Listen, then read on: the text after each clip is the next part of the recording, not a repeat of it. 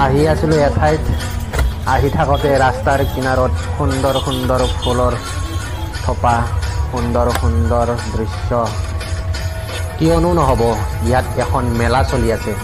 আৰু কি মেলা চলি আছে আপোনালোকে জনাবচোন, যদিহে আহিছে ইয়াত। আৰু কথা কৈ কৈ আহি থাকোঁতে পালোঁ জালুকবাৰী। জালুকবাৰীৰ জামৰ কথাটো আপোনালোকক ক'বই নালাগে।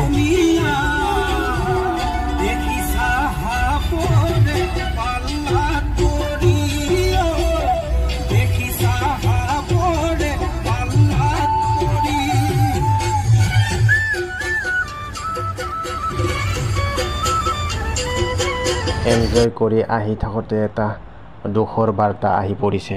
সৰা পাতে পাতে ফাগুন নামে।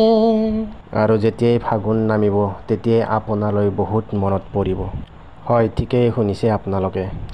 কণ্ঠশিল্পী আমাৰ মৰমৰ গায়ত্ৰী হাজৰিকা আৰু আমাৰ মাজত নাই। বহুত বহুত বহুত বেয়া লাগিছে কথাটো শুনি। আপুনি য'তেই নাথাকক কিয় শান্তিত থাকক, তাকেই কামনা কৰিছোঁ ভগৱানৰ ওচৰত। মই ভাবোঁ আপুনি পৃথিৱীৰ সিপাৰতো সুৰ মেলিব, যাতে আমি শুনিবলৈ পাওঁ আপোনাৰ কণ্ঠ।